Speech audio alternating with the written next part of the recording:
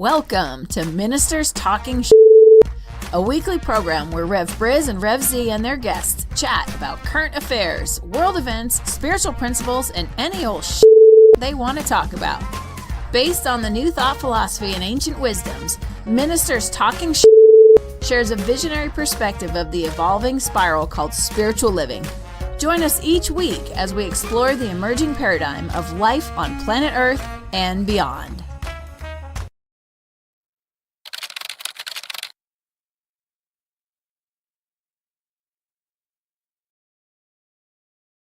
And hello again, dear ones. Dr. Robert with you over here. Rev Z right here. And this is Ministers Talking Shit. It is the first Friday of November. Here we go. Off and away and running. Welcome aboard, folks. You feel free to chat along, chime along as we go along. And Z, I voted. Yeah, I voted. I had a great time voting.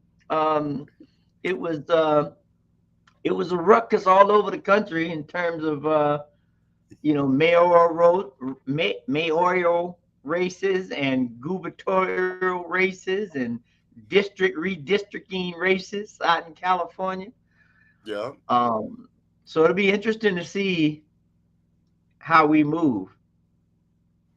It's this is the first year my youngest is eligible to vote, and it took a little arm twisting because Dad, there ain't nothing on here. And where I was, there was really nothing on the ballot in Colorado this year. We almost took a year off on any real statewide initiatives or anything like that. Again, a lot of local ballots here in Colorado, a lot of school board ballots and things of that nature. So not a very exciting year here in Colorado for the election results, but good results if you want to look at it that way across the nation for the return to sanity, I think is what I'm going to start calling it. Yeah. Well,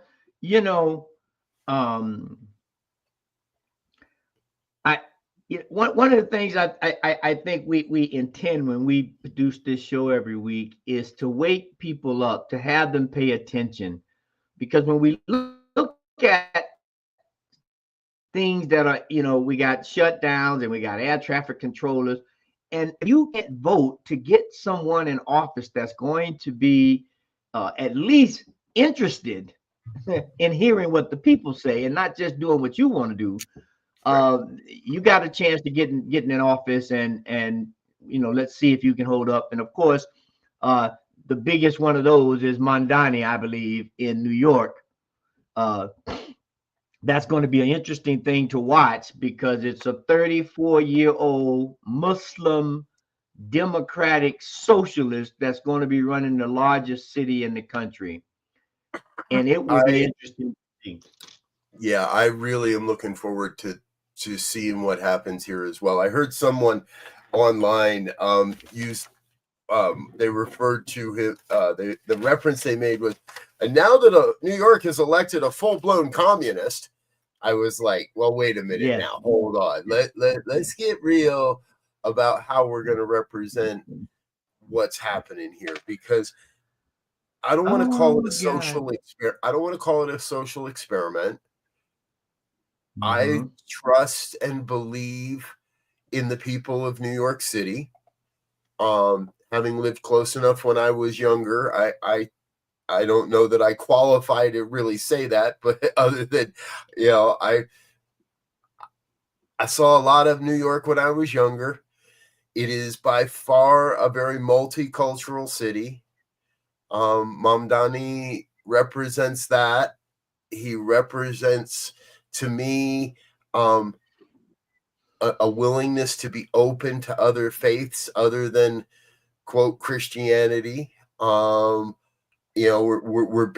barely allow the Jews to have any room. So having a Muslim in a major office such as this, I love it. I love seeing it, and I anticipate good coming from it. Yeah, I mean, if nothing else, right, I believe that it will create a conversation that has not been had for a very long time, which means you will have to look at all options with this cat on the ballot, right? I mean, on the seat now, Right. because if he's coming from a true socialist now, I don't think they're going to get a socialist government in New York. It's as you said earlier, it's too diverse, it's too multicultural, it's too, you name it, it's too that, right? And so you're going to have some people immigrants who may have come from a socialist leaning country and have some bad experiences. But now, if he's able to take some of those socialist ideas and modify, massage, merge with Yep. a democratic, and in some cases even a Republican, and what it takes, what they're saying was the big ticket for Democrats, affordability in the equation. You got a chance of some great stuff coming up, I believe. Yeah. I would have to agree. And anticipating the good, expecting the good. And folks, that's one of the things we strive to do here on this program, is how do we navigate the weirdness, the wonderfulness, the things we don't understand, the stuff that's happening in the world that makes us go, what? How did that happen? To look at that from a new thought perspective and through a new thought lens of positive living. And speaking of how did that happen, I'm going to shift us here just a little bit. The Broncos are 8-2. How did that happen? Wait a minute. Like, by the skin of their teeth. That's how it happened. Every time I turn on the TV or the radio, they're down by 20 at the half, and then it's like, what? Yeah, it's even the game last night. It was 10-7 against the Oakland Raiders, who are 2-7. Hey, wait, Vegas, baby. So, come on. Oh, I said Oakland. I'm sorry, Vegas Raiders. Oakland, better. It dies hard. My oldest daughter's godfather played with the Oakland Raiders, and so I still refer to him as that. And but yeah, I mean, the last 4 games they've come back and won, and I think over the last 4 games, I don't think they won any of them more than 6 points, right? By the skin of their teeth. Yep. So they're sitting pretty, but they got arch rival KC coming up next. That's going to be and they got them twice on the season, so it's going to be interesting to see how they fall out. Yes. I got done with dinner last night, and I went, oh, the Raiders are playing the Broncos. Maybe I'll watch a game. I haven't watched a game like a whole game of this year. It's all right. Let's watch it. Raider Nation is greatly hated here in Colorado. So yeah. We in that regard, when it comes to football, we're equally. But that's always been a rivalry, and it was rather disappointing, to be honest. So when you hear Al Michaels going, well, there's another run return, and there's another flag on the return, and Al Michaels was like, I'm not surprised anymore. It happened every kickback, every return on a kick was with a penalty, and there were more flags flying last night than I think there are at the UN. It was rather hilarious in that regard, but hey, a win's a win at that point, right? Yeah, we'll take it. But I tell you what, we won't take. We won't take all these shutdowns.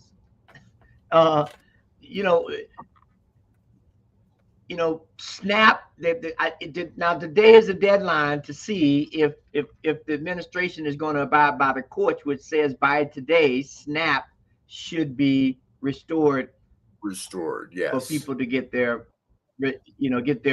funds, because we got, I think the number that they're floating is 42 million people are affected by this. Right. Most Yes. and a large majority of seniors and kids. Yep. And people don't remember.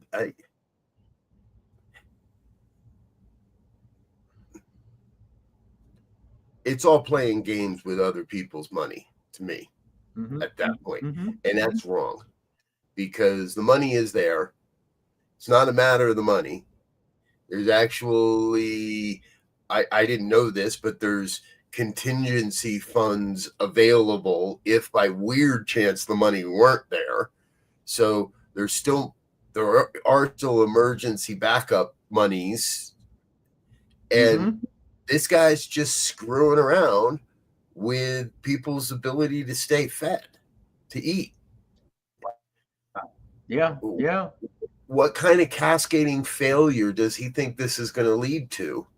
What kind of cascading failure are we going to see if this were to left to be continued? So I'm trusting it's going to, I'll tell you this, I'm staying away from the supermarkets for the next 3 or 4 days, because there's a lot of hungry people in this country, and they're going to rush. And when those funds are released and those funds start hitting those SNAP accounts and people start realizing, oh, I can go shopping again, they're going to.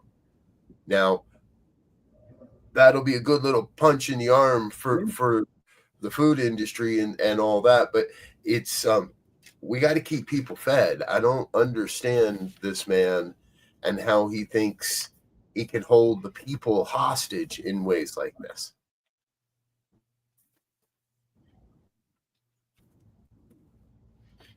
Well, it's callousness. People, I mean, it's just, in my mind, it's just pure callous. You know, and when you put 2 and 2 together, right? We stop supporting people with food during the beginning of the holiday season, right? So starting next week, at the end of next week, for the next 6 weeks, we will be in a holiday mode.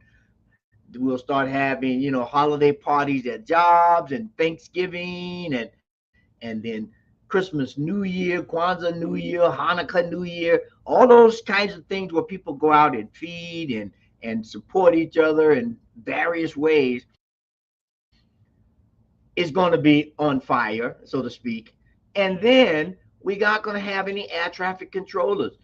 That, this whole thing with the 40 busiest airports, which Denver is one of them, Yep. reducing by 10% their flights. They're saying that could cost us maybe $15 billion a week.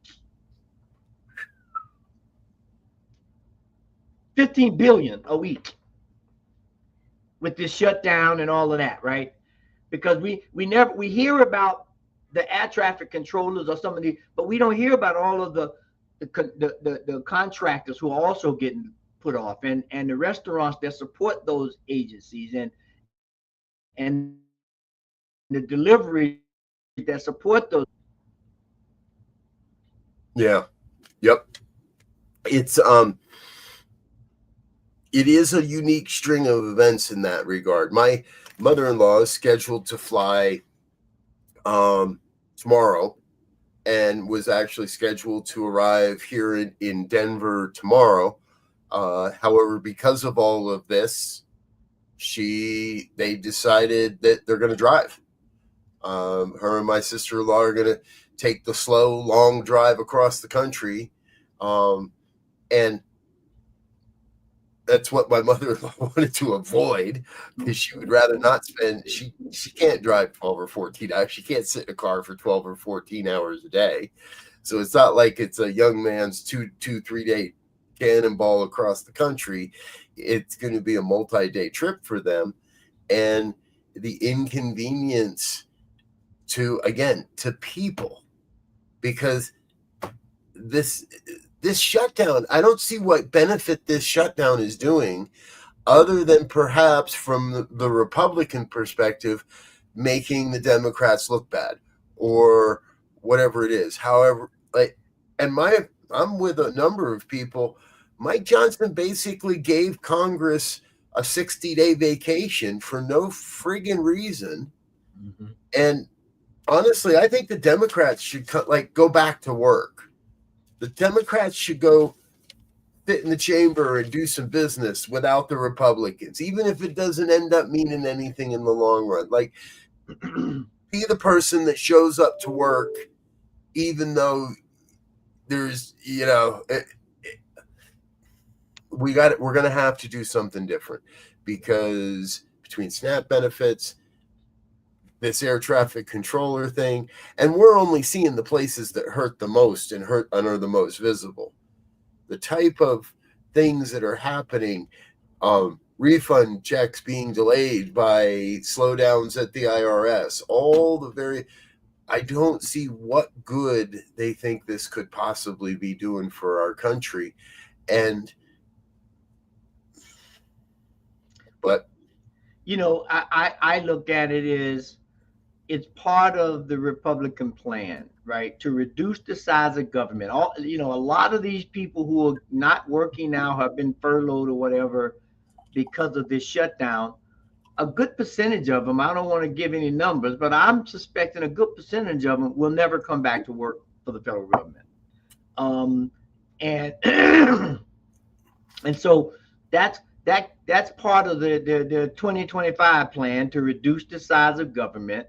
Then once these people go, they'll begin to replace them, as they've been doing already, with people that are loyal to the crown. I mean, to the administration, and use that to get it shaped to their persuasion. Now, I'm interested to see. This is going to be a big deal. This thing with the tariff that's before the Supreme Court. It sounds like they may say, no, you can't do these tariffs. Now we got 90 billion or some crazy number that we got to go and refund. How's that going to happen? Or they could just say, well, going forward, you can't do it. What we've already collected, we just going to keep. But Who knows? The prayer teams need to step it up, folks. We all need to step it up in some ways here, because let's give a shout out to Linda. Good morning, Linda. The House needs to resume representing the people. Exactly. Yes. Right. The politicians need to do what they were elected to do, and they are elected to represent the voice of the people, the desire that. How do we do that if we don't have a conversation? Yeah. And I want, as we're talking about air travel, I want to send out some thoughts and prayers and whatever we can do to support the people of Louisville, Kentucky, where that UPS plane went down. Yeah. I think the last count was something like 12 to 13 people have lost their lives, and 8 or so are still missing. Not to even bring up the damage of property and loss of lives, but the confidence of the people now. Yep. Of all the airfare stuff with things like this happening. Yes. Thoughts, prayers. My heart is broken for the people that are touched by this, because this is easily avoidable.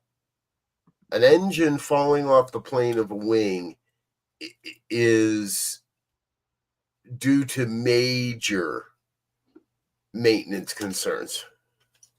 So UPS, if we had more government, I have a hard time believing that plane would have tried to take off. If we had better inspections, I had a hard time. If the pilot had any concept that there was any potential for that wing to fall off, I think the pilots would have said, no, thank you. It's yeah, thanks, but no thanks. I'm not flying today. I'm taking a fly out. Yeah. Yeah. I didn't have a chance to follow up on it. Linda has an interesting question, and I want to talk about this for a second. How are any court decisions going to be enforced on the president and his people? That is a great question, because we do have this court decision that SNAP benefits are to be paid out today. I didn't have time to look at it, so I didn't really look at it. But my understanding is that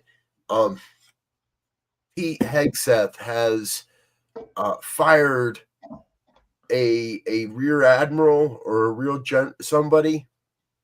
Somebody was fired because they basically wouldn't follow what they believe is an illegal order. And that illegal order, I believe, and I apologize, folks, I guess I should have really read the article, but it flashed when Linda asked this question. How do we hold people accountable? How do we enforce decisions when we have an executive branch that seems to be running amok, and my example with Pete Hegseth, and is more than willing to just fire anybody that doesn't agree with everything they say? Well, I mean, that is the ultimate question, right? Because that is what it appears, and according to the 2025 plan, that is the program. The program is to put loyalists into offices and leadership positions that has a team that night and day looking at all the little nuanced laws and statutes. I mean, they bring this thing back up. These 20th century rulings and some 19th century rulings to try to govern in the 21st century, but they're still on the books, and they're, you can get the nuance, and they're not going to listen. They're going to find another loophole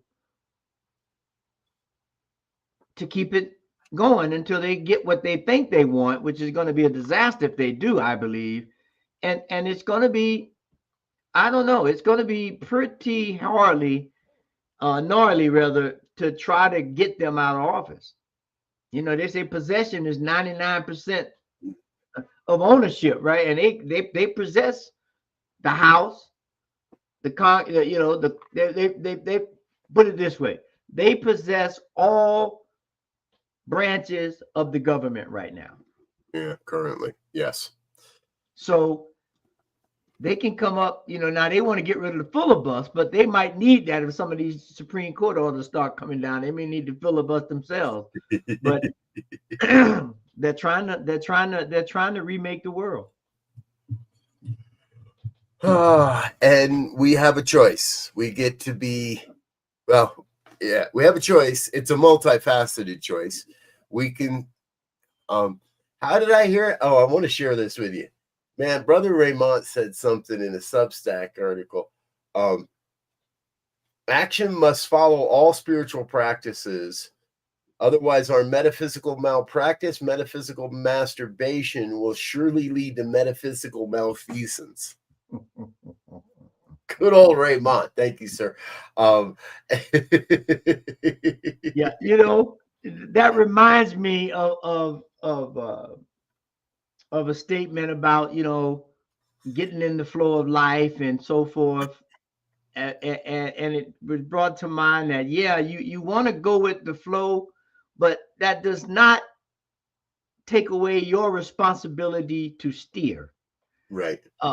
If you've ever been whitewater rafting in a class 3 or so, the river is moving and you can really enjoy it, but you got to do a little steering. You got to, whoa, rock over there, whoa, little jetty over there, whoa, little, hold the paddles a little fast. You still have to steer. There's still responsibility that we have to take. And that's what I'm hearing Raymond say there, is that if we don't take responsibility, then people will start doing, that's when the malfeasance come in.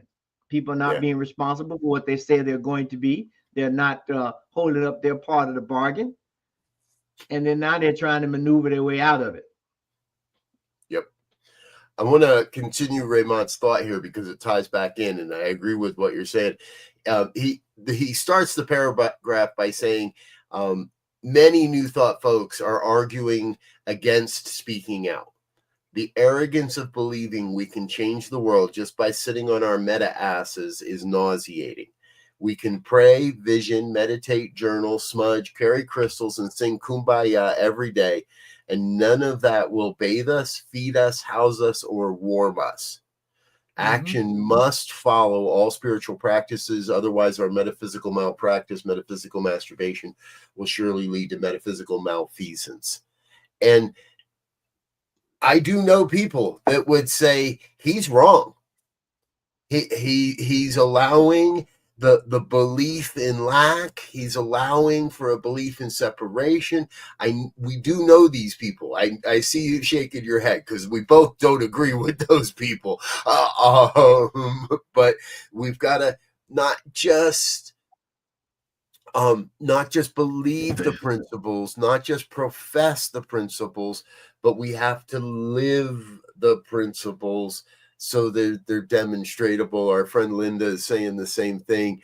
So what does that look like? And I think he gives us a few good ones here, right?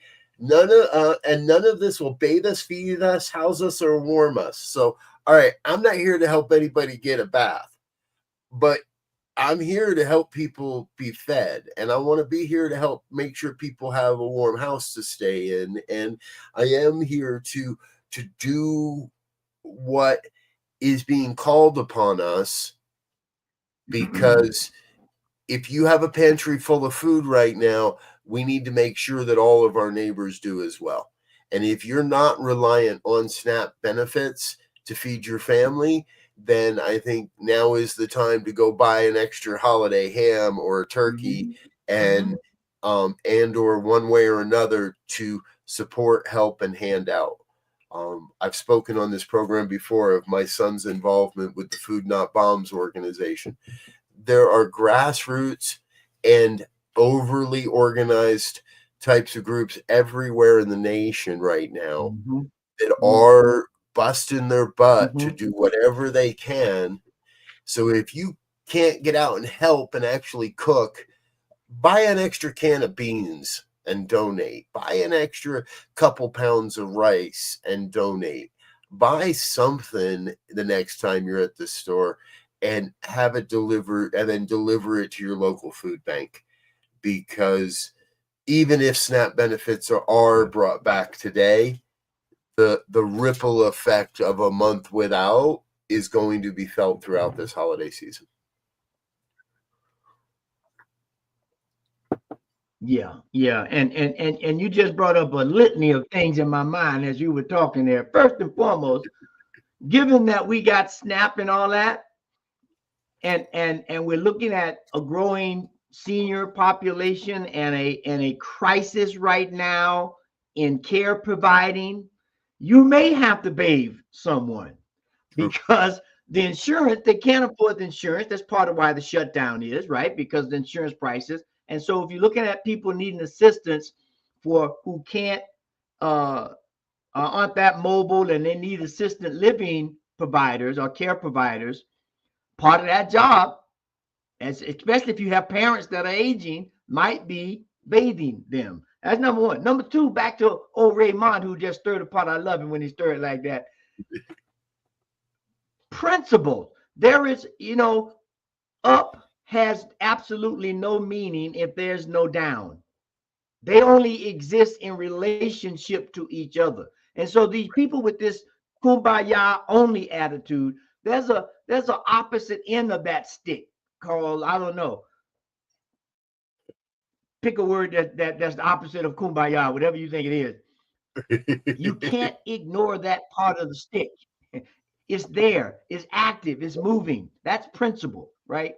Then on the food thing, and I have to verify this. A friend of mine sent me a link that supposedly that there's a way to go on Amazon and you can pay $25, and people might not want to do Amazon, but I think it's a great deal. For $25, they have a Thanksgiving meal that you can send to feed a family of 5. That's $5 a piece for a family of 5. That's what I read. Now I'm going to go do more research, and we have time next week maybe to bring it for sure. But we have to begin to be our brothers and sisters keeper, or else it's going to affect us. Yep.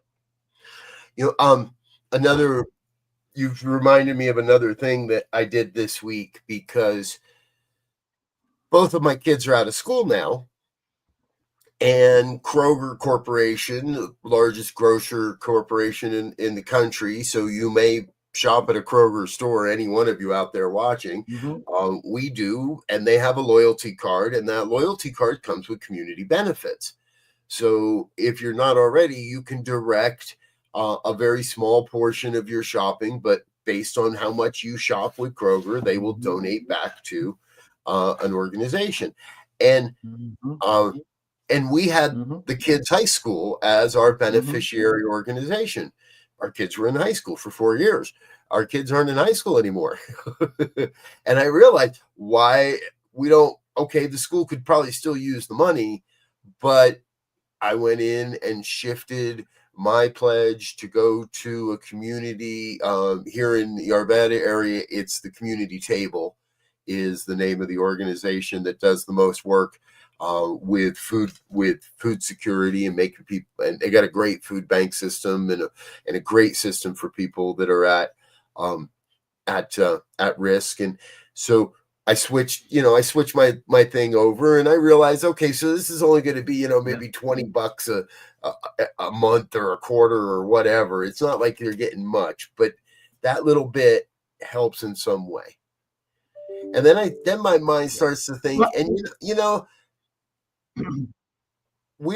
they need all kinds of help.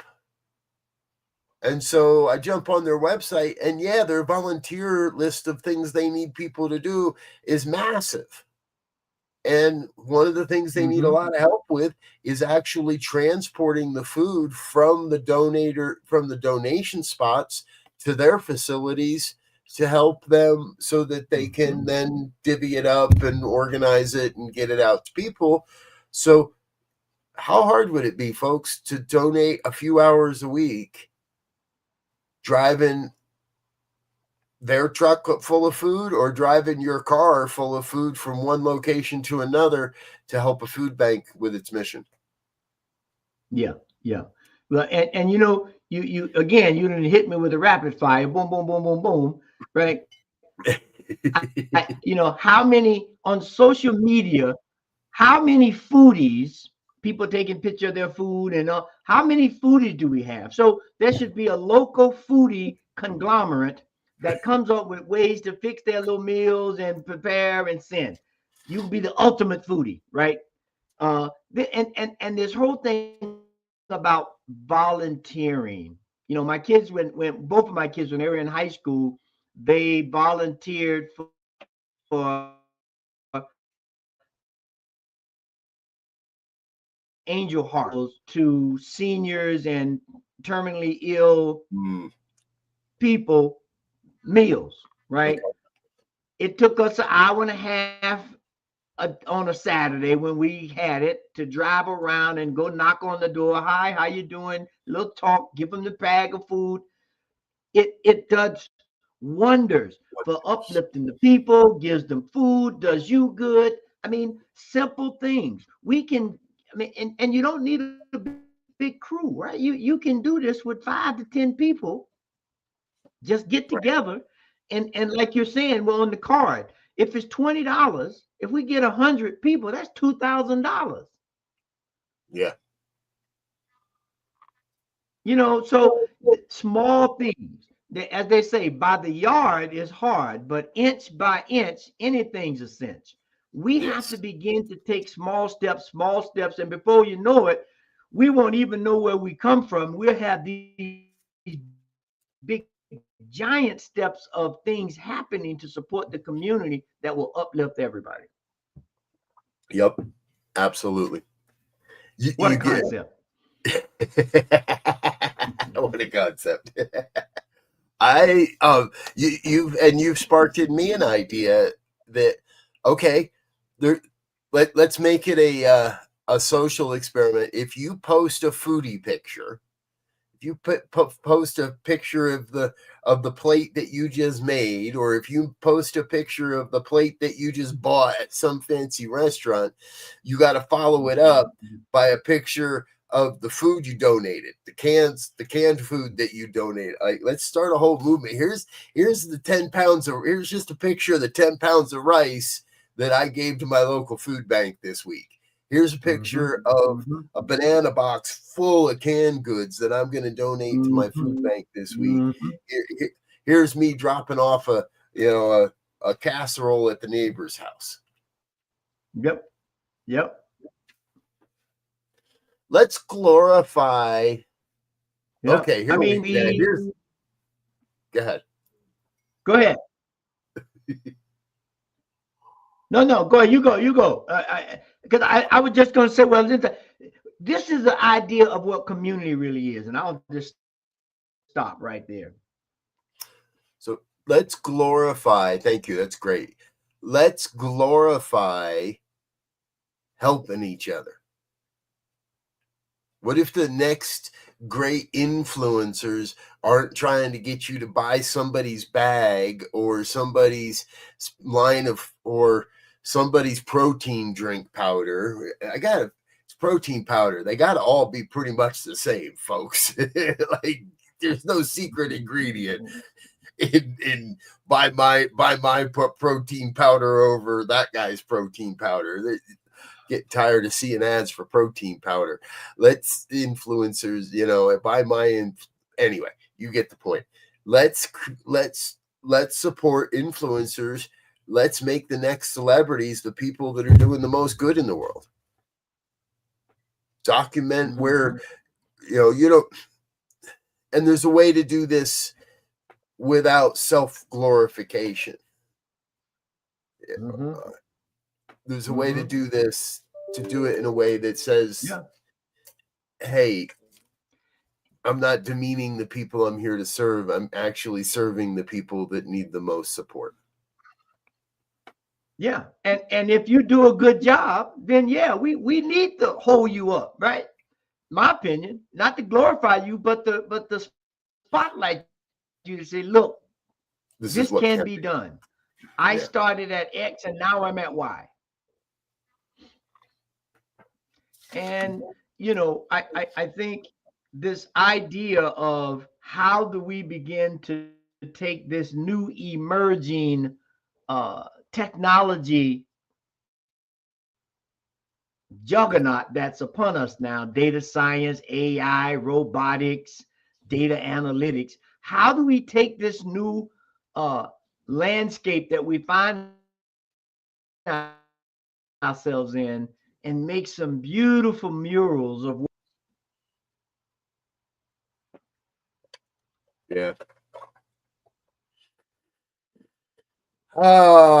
things to think of, folks. Things to think about here on a Friday morning on the New Thought Media Network. If you wonder what you stumbled into, this is Ministers Talking Shit.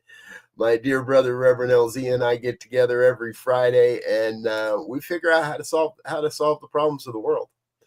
And often they really come back to, I love the science of mind. I love New Thought because of the principles it has taught me.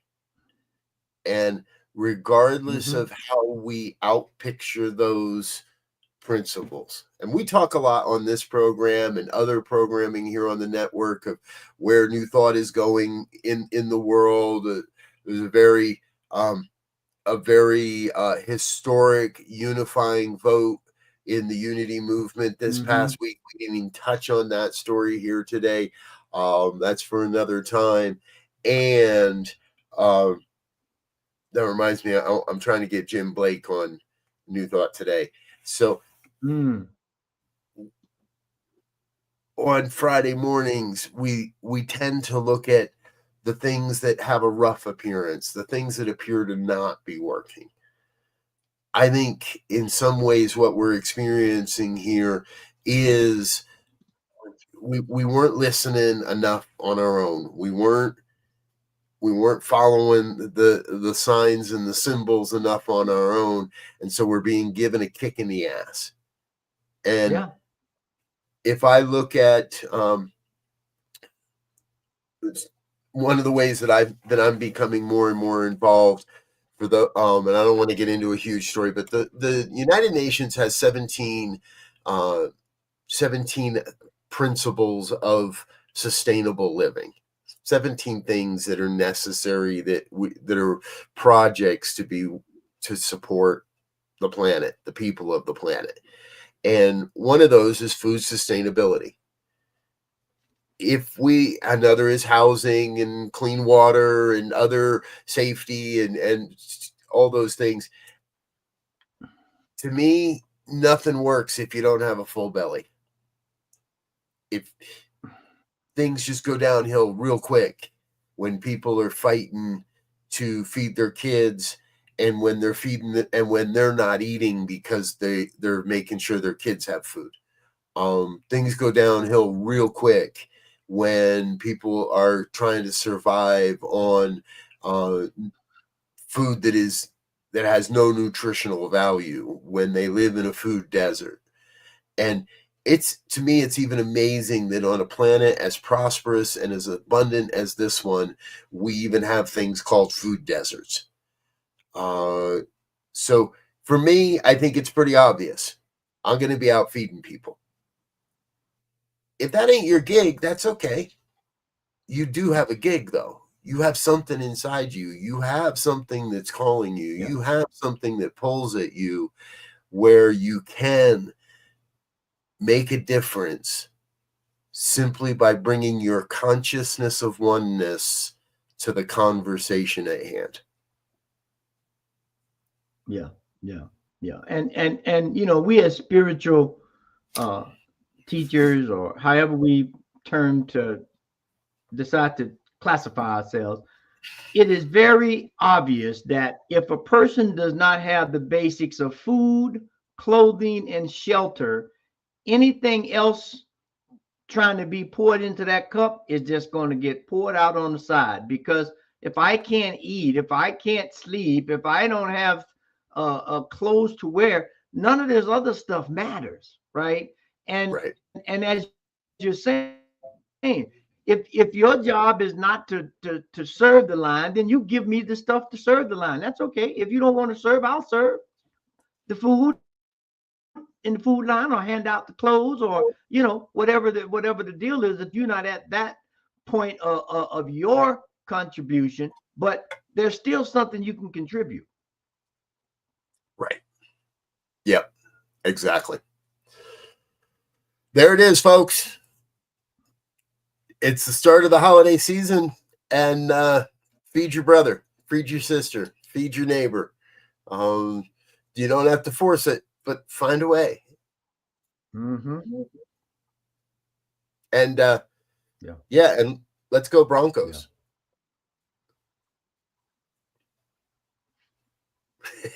I like it. I heard somebody last night on the TV on the game say something about they're a Super Bowl worthy team. I thought to myself, oh shit, really? Nah, come on, us, the Broncos right now. Nah. Yeah. Well, and that's why they're looking at that new stadium, right? Because they want a Super Bowl here, but they have to get a dome because the weather is too unpredictable. Exactly. That's another story for another day. One last real quick one, though, is I don't know if you recognize this or not. I learned this last night, that Bo Nix is actually the shortest name for any player in the NFL ever. There has never been a player with a name shorter than just 5 letters. Bo Nix. That's his entire, right? No junior, no. Wow. Bo Nix, 5 letters. That's it. The man wins an award for showing up. I love it. for being good enough to play, you get an award. It's amazing the statistics that we keep. Exactly. Folks, thanks again for being with us here this morning. We've got a full day of broadcasting in front of you here on the New Thought Media Network. Morning prayer start at 8:15. The morning sip at 8:30 with Rev Melissa. 9:30 is Viviendo de Oración, Living in Prayer, our Spanish language programming.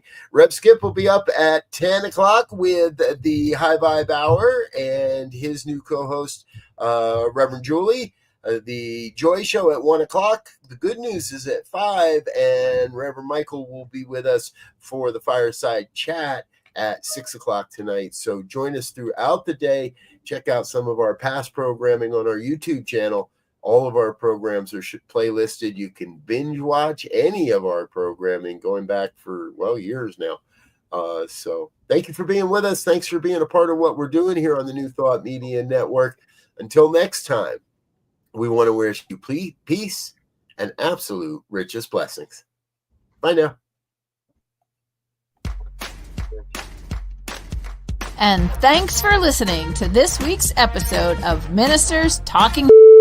We'll be back again next week with more commentary on current affairs, world events, and any other our ministers want to talk about.